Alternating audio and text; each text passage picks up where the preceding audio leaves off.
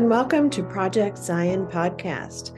I'm your host, Robin Linkhart, and today's interview is part of our new series called Nice to Matcha, where we invite guests to share about themselves and the new ways they are serving in ministry with Community of Christ. Today, our guest is Apostle Mareva Arnaud Tchong. Hello, Mareva, welcome. Hello, everyone.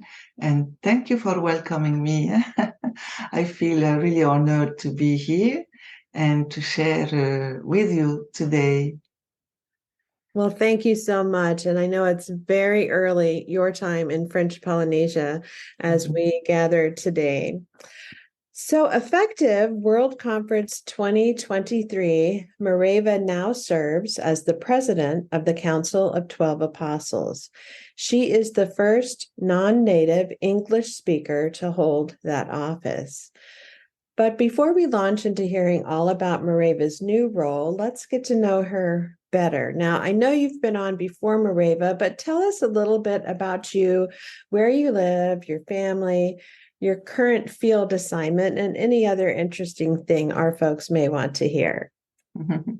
So my name is Mareva, and I have a second name, French second name is Muriel, just in case. I was born into a family of 7 children. However, like the culture in French Polynesia, it's customary to be adopted by a close relative. And so I was adopted by my mother's sister because she was not able to have a child.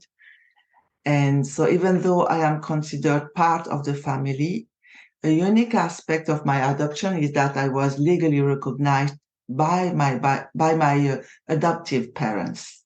So that's why I carried the name Chong, which is my adopted father and mother's name. And but I learned about my adoption when I was 8 years old. Before that, I was not aware of that. My parents tried to hide that the best they could, but at one point in my life, they had to let me know. I am a mother of 3 daughters, a grandmother of 4 grandchildren, and a wife, a spouse, and the daughter of my parents, of course. Both of my parents have passed away with my mother's recent passing 3 months ago. It's brand new, and I'm still learning how to live in that situation. I live currently on Moorea Island. Moorea Island is just nearby Tahiti Island, but I often travel between the 2 islands. And voila, I think I summarize most of my little life. So, Mareva, tell us about your field assignment as a member of the Council of 12, the field that you serve. So currently I serve as a member of the Council of 12 in the field called Pacific Asia, which englobe Pacific and East Asia field. The field includes 4 mission centers, the Philippines, Pacific Islands with Hawaii, New Zealand, and Fiji, and New Caledonia, Australia, and French Polynesia. This is the assignment where I serve. And that is a massive part of the globe. This is a massive part of the globe with a lot of water. I often said we have a lot of members and a lot of fish too, because there is water everywhere.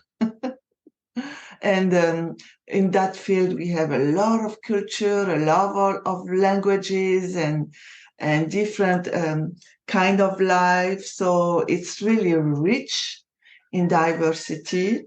It's great and super beautiful. However, it's a challenge too, because you You have to travel by plane. You can't do otherwise. You can't go by boat just like that. You have to travel by plane, and you need to have different time zones, but it's so nice. Mm-hmm. So when did you first start working as an employed minister in Community of Christ? So I began in 1998 as a volunteer. I began by being a receptionist, answering to the phone for the mission center at that time.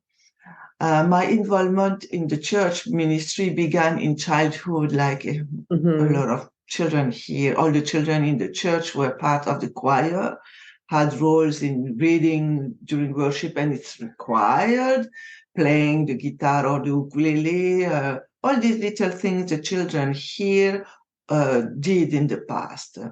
But I never imagined that I would work for the church one day. But I went with a young adult group in the World Conference in 1998, and I had an experience which changed completely my life. I felt led to give my time, and I quit my job at that time, and I said with my husband, "You work, and I will give our kind of tithing." That's the understanding at that time for the church, and I began to be a receptionist, a volunteer that year in 1998. After that, I was employed as during that same year as an assistant at the bishop's office at the mission center, where I started officially to work counting money received from congregations and making copies of their account statements. And that was the beginning of everything. And so what came after that?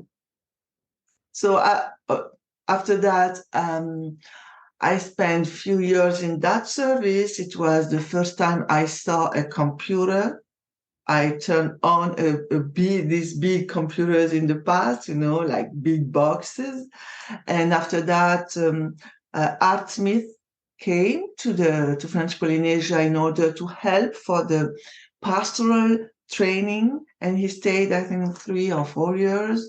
And I was his assistant. And when he left, I took the training, we call that pastoral school in French Polynesia. So I led the pastoral school for a few years. And at the same time, I was the president counselor. And when the president took his retirement, I began to serve as the president of the mission center and the financial and official financial and president of the mission center. That is a big job. Oui.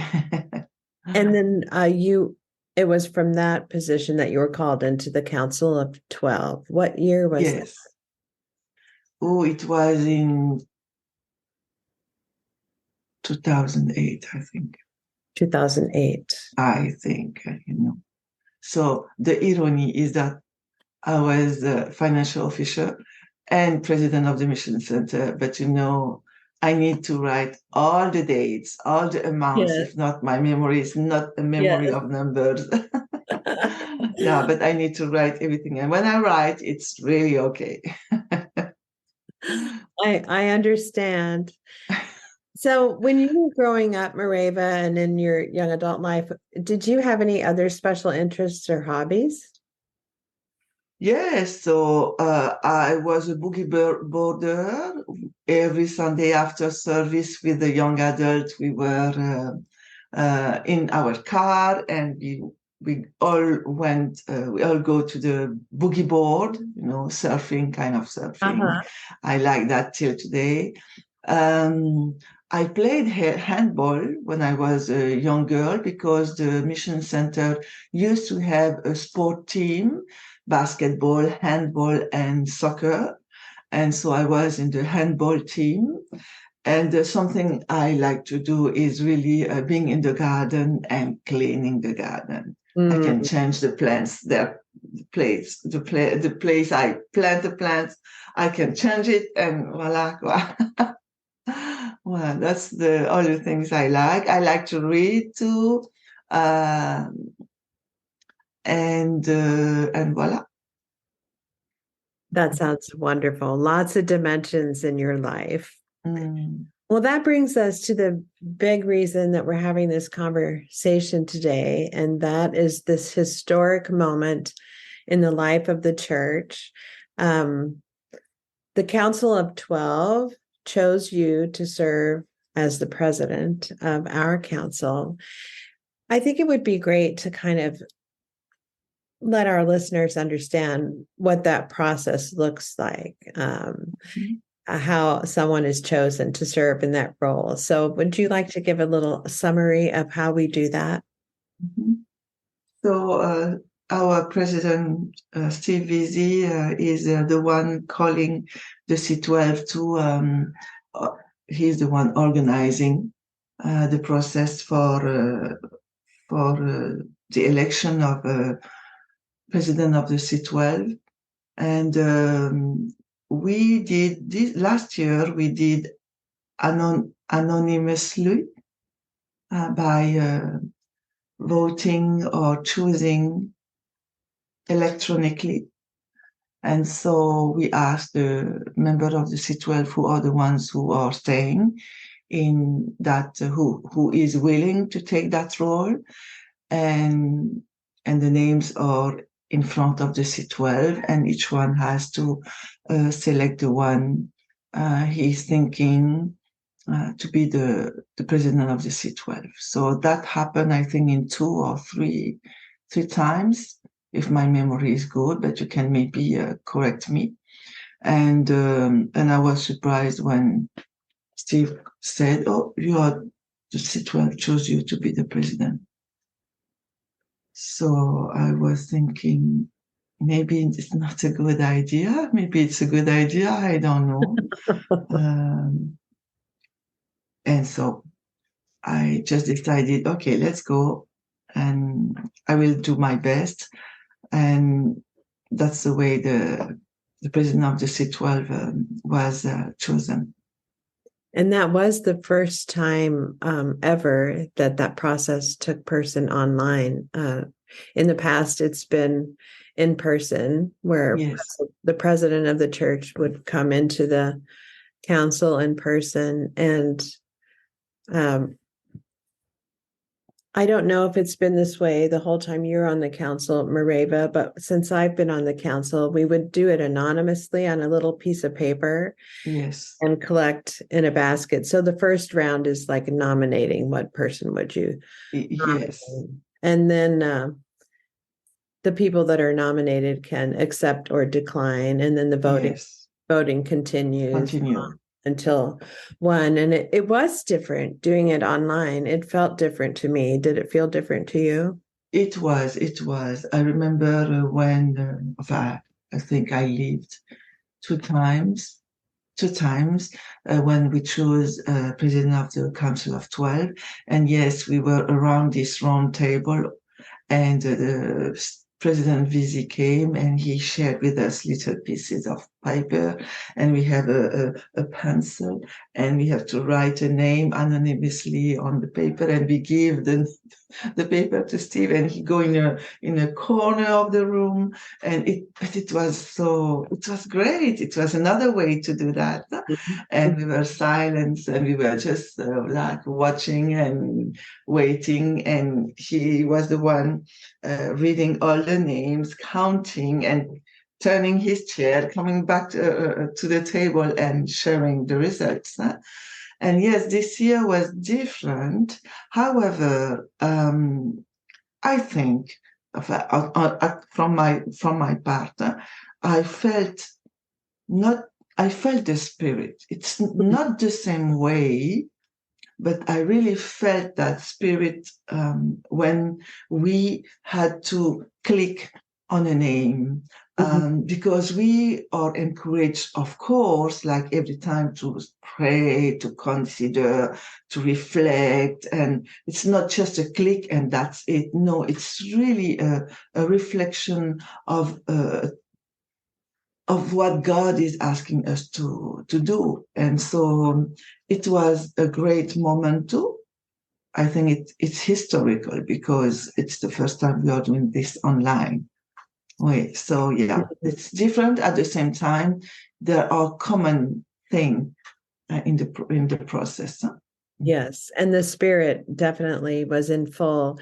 I appreciated the space of time that we had because rather than one session where it might, by the time we elect a president and a secretary, it might be a half hour, even maybe an hour. Online, we do each round, and it would be a day or two in between. Yes. And so it was very, it allowed a lot of time for prayer and meditation and reflection in the process. And that makes a difference when we have that time between the different roles, because it's really, you go deeper in your choice, in your reflection. So yeah, it's nice. Okay, so in addition to being the first non-native English speaker serving as president, you're only the second woman to serve in this role. So Linda Booth, who served many years, retired in 2019, and Ron Harmon served the 4 years until you took this role. And of course, he was called into the presiding bishopric as our presiding bishop. And because of COVID, he actually served 4 years. We were going to have a world conference in 2022. So how do you see this new chapter with you as the president of the Council of 12, expanding the diversity of the council and changing or impacting things into the future? So the blessing comes from the council. I am a servant, but the blessing is really in the council. And I think we have the first council of 12 more diverse since the beginning. We are 6 women and 6 women and 6 men, and most of them are coming from non-American countries, and languages. We still have these languages, Spanish, English, and French, but there are many dialects, like enough for Africa or for Spanish too, and for Polynesian we have Tahitian, for example. So diverse, and I feel that as a blessing, but at the same time as a challenge, because I was not really confident of myself personally on myself, because the system is more US system when I began, and I said, yeah, I don't know all the little things I have to know in order to find information, in order to go deeper, to see who are the best person to reach out, how to do it. And so that was my concern. But after that, I said, it's not the system who is leading us. We are the strategic plan. We are the system. So we are the ones the system has to follow the spirit and follow the work of all the council.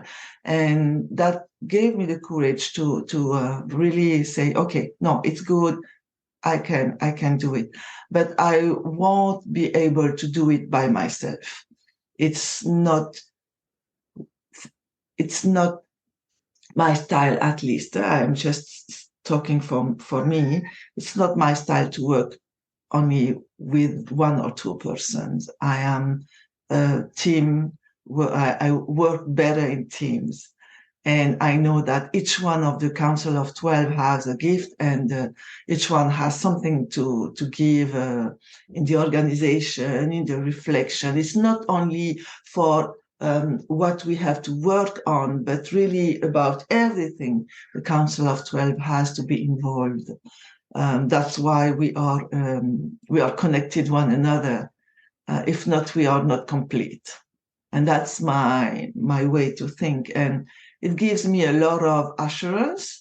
I'm still learning because, oh la la, the church is really has the simplicity, but sometimes there are things you really have to know, the complexity of different things.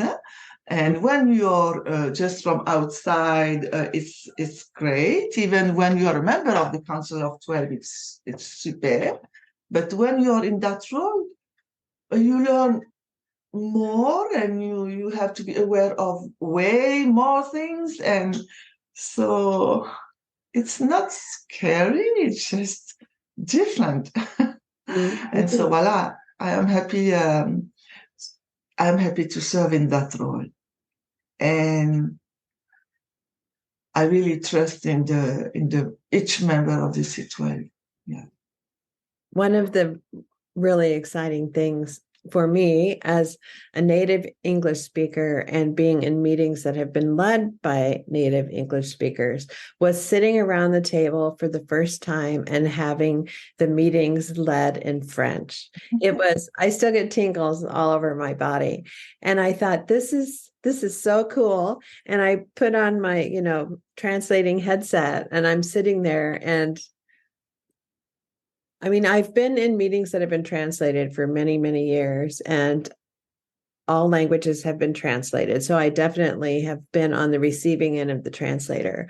But when the meeting is being conducted in a language that's not yours, it's very different. And so I instantly had a new and deeper understanding of the challenges of being in critically important meetings and having the majority of the meeting spoken in a language that's not your native language.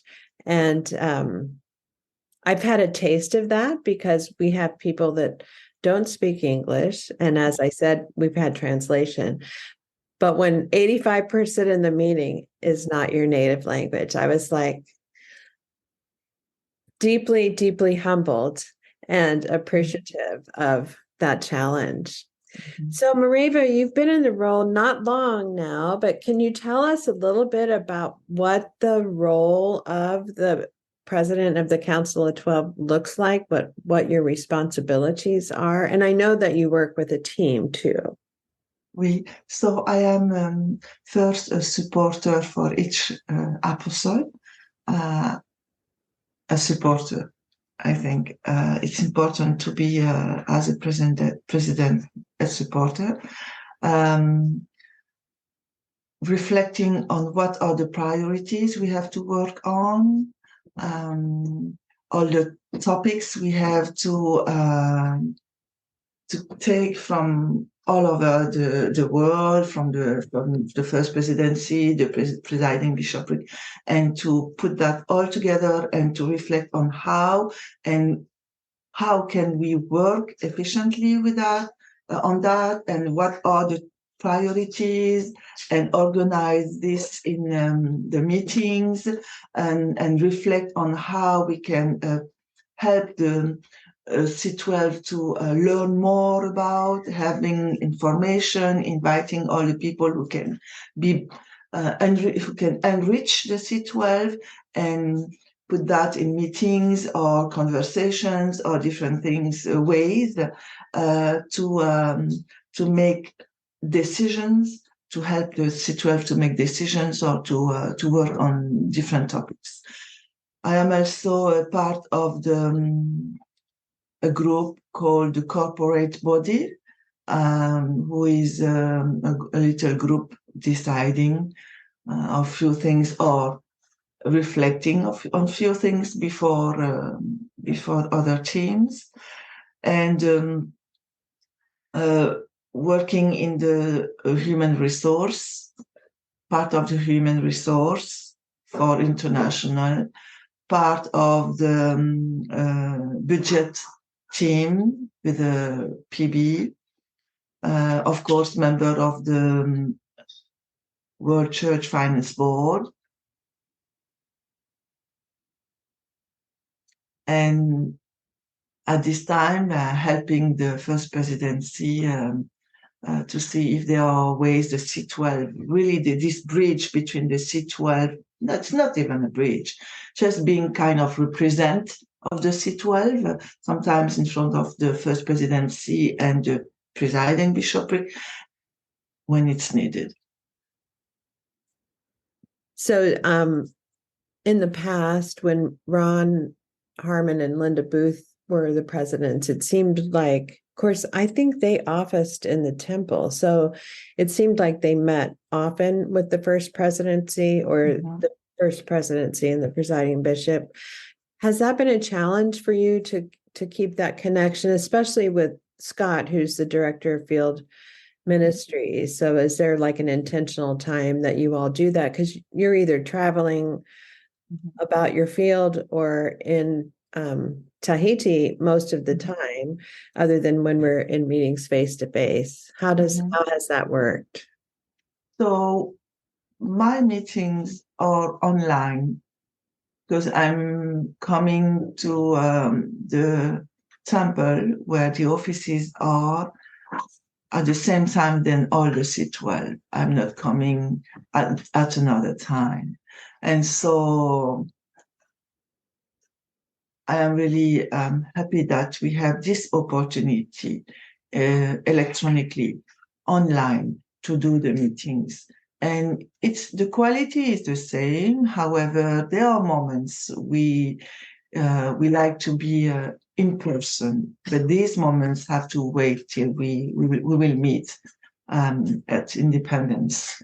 But online is something we are doing a lot now, even in the field, even between the C12 and with the PB. So it's a good way to do our meetings and to talk and to take time to reflect on things and to catch news. Yes. It's great to know that that's working well for you. And I know it's a challenge to fit that in, and especially with the time difference that's in the midst of that. And like you, since the pandemic, we've been able to evaluate how online can really enhance our connection. And now that we can be with each other face to face, it's really empowered it to have times when we're together person to person with our field, with our mission centers, as well as the Council of 12, and then mix that up with online. It seems to be enriching, I think. It is. And, we have these ways where you just choose the language you need and you have the subtitles and it just the way we are doing things today just moving forward, and it makes the communication so easier than in the past. That is good to know. That is good to know. So this is a lot, Mareva. How has this brand new chapter in your ongoing adventure with God and with the church changed things for you? I am organizing my life differently. Yes, I thought that in the past we had a crazy life, but now it's still crazy. But I think it's not a secret. I think the organization of the life is essential. Spending time with the family, spending time in the midst of the members where you live, and organizing online meetings in the field and with the C12 and other meetings, organizing differently. My life was really important. There are still little things I need to adjust, I recognize, because now I'm living not on Tahiti, so that makes a more challenge, because I live on an island nearby Tahiti. And most of the activities are in Tahiti, so I have to travel often by boat and come back. And the airport is there, so if I traveling in the field or going in the United States, I have to take an airplane here to arrive at the local airport there and just walk a little bit to be at the international airport with your suitcase. So it's kind of a new life, because a lot of things happen at the same time. However, I always found a solution, an opportunity to try new things. And so the organization of my life is really essential. And of course, more concentrate on spirituality, on learning, and I called a friend who is a coach, asking, okay, I have this now. I how can we do that? This at the same time. So she gave me little strategies. So it have to be open to learn and to adapt. But to learn is essential too, at least for me. Yeah? And this deep connection with God was and is a big part of the child of my life, because when I see all these, it's not only challenges but blessings too. This connection with God is so precious. Yes. To Yes. move forward. So, Mareva, as you speak of this God connection and this precious relationship and deep source of life that calls us, how do you sense God calling community of Christ into the future?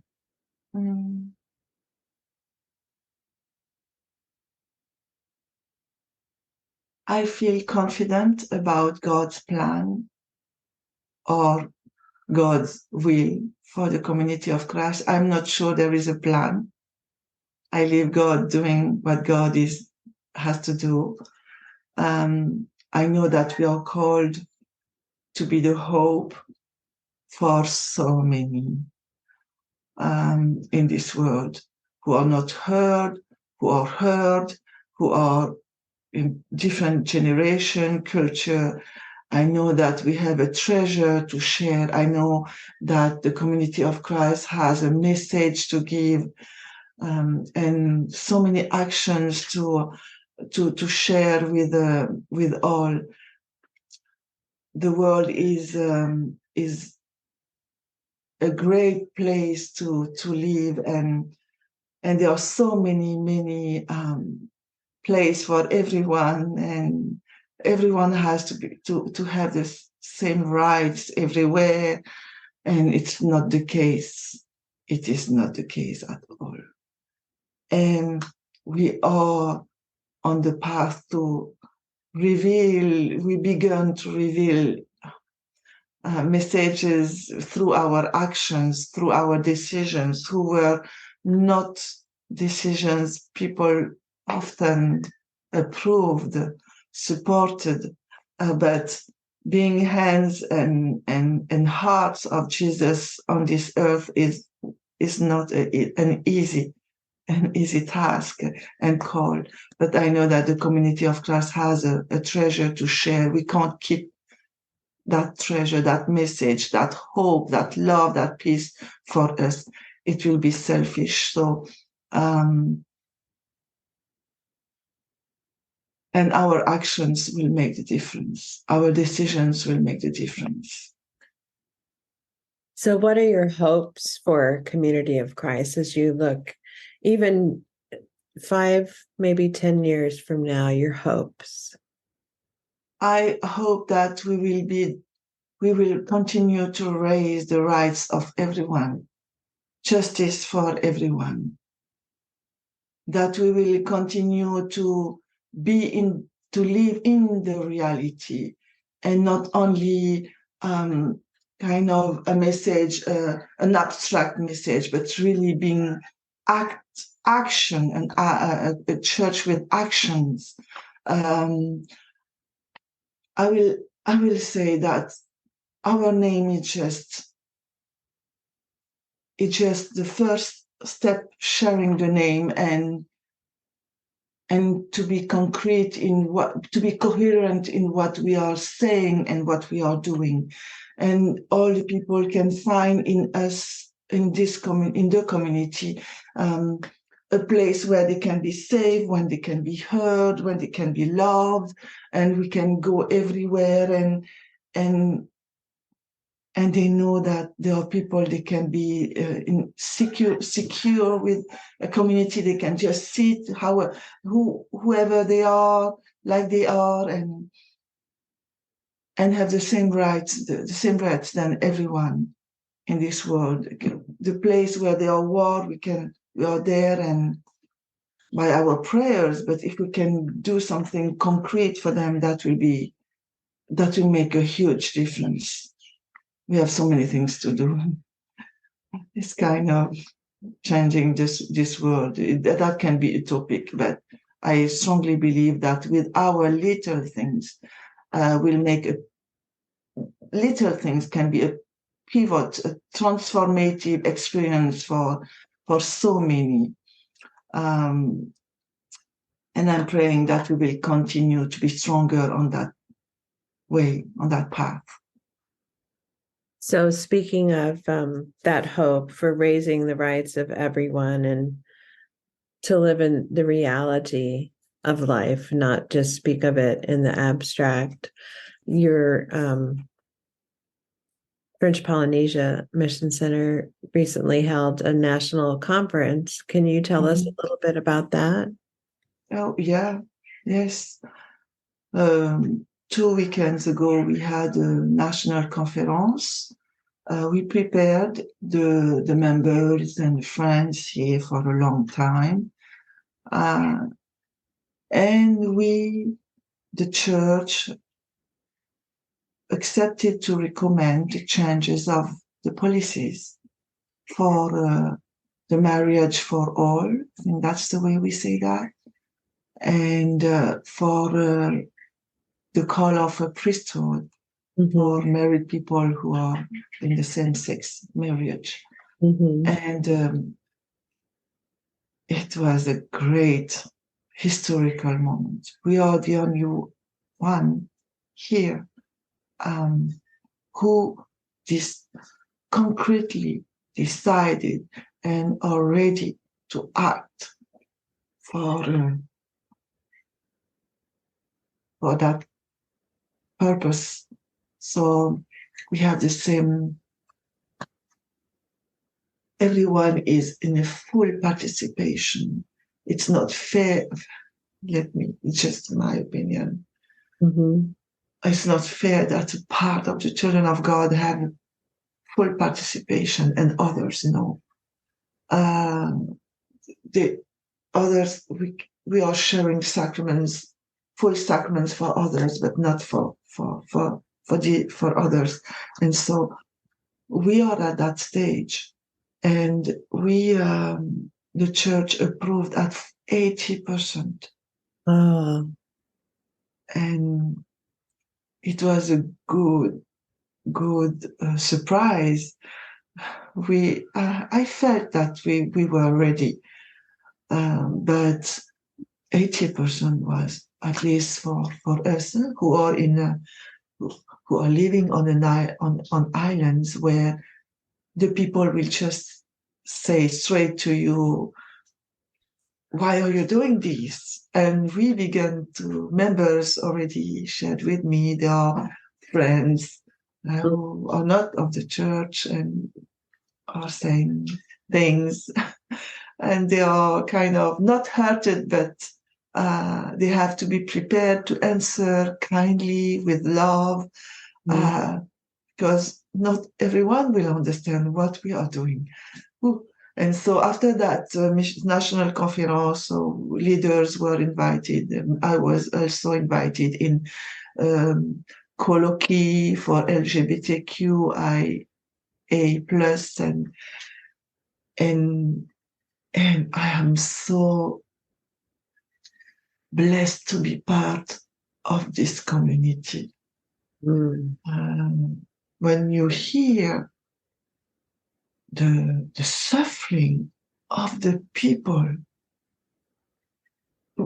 when you don't live in, it's different. You when you read, when you see on TV, when you hear testimony is different. But when you have them face to face and them sharing their testimony, you just say, thanks God for this community who is not claiming only, but doing something for your children. And so, yeah, we courageously are journeying on that way, on that path. Yes, that is a courageous journey, and that represents a long, long walk together with the people and conversations, deep conversations, and over a long period of time. Very, very courageous. It is maybe obvious for many who are listening that it's obvious to do that. It is, however, according to cultures, it's different when you live in different cultures, in different people, especially when you're an islanders, where islands are close and the people know everyone. And so they won't hesitate to say their opinion, and we have to continue to raise the flag of hope, to raise the words of peace, and to be peace in the midst of all the things we are saying about us. And we are here, for example, we are on TV, we're on radio, so the people are really aware, and so they are still questioning. They don't understand. For few, for others, they are.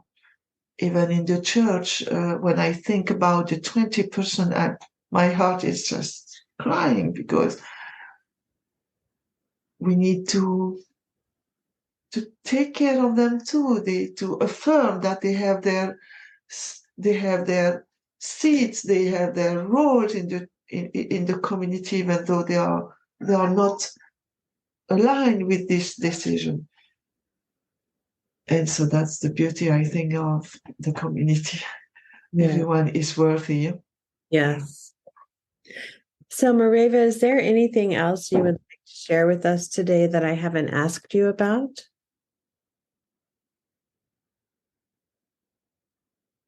I would like just to invite the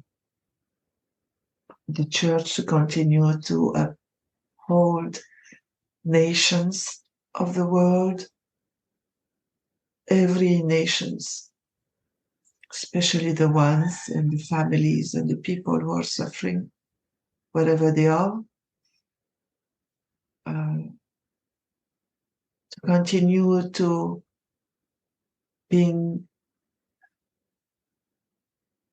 do Jesus' mission on earth. There is a call for everyone to participate in that mission. Wherever we are, whoever we are, we have the call to participate in that mission, and we need everyone to be part of that mission. I'm thinking about Visi at this time, the first presidency, presiding bishopric, and I'm thinking about the C12 too, but I'm thinking about all the members all the leaders, the members, the friends who are everywhere in this world.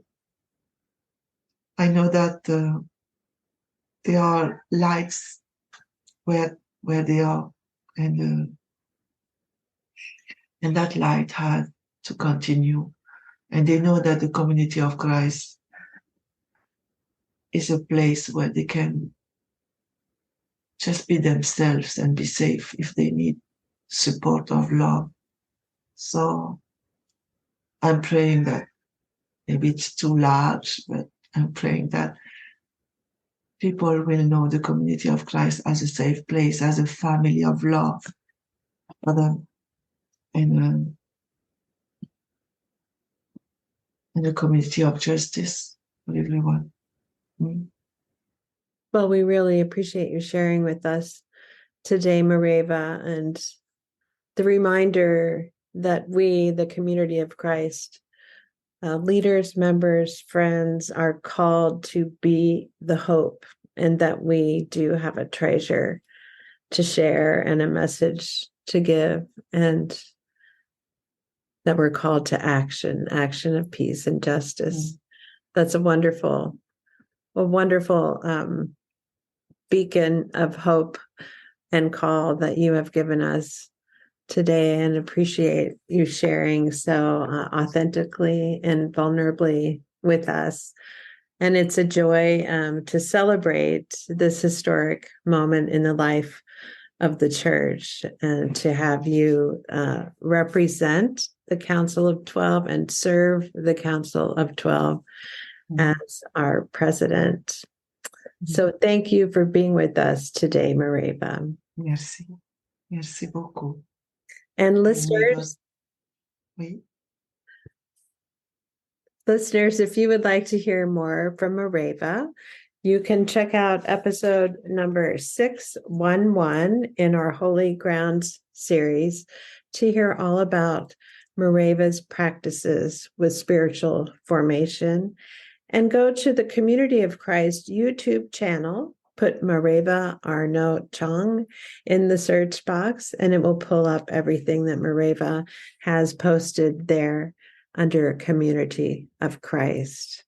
And as always, a very special thanks to you, our listeners, for spending a portion of your day with us. This is your host, Robin Linkhart, and you are listening to Project Zion Podcast. Go out and make the world a better place. Take care. Bye-bye.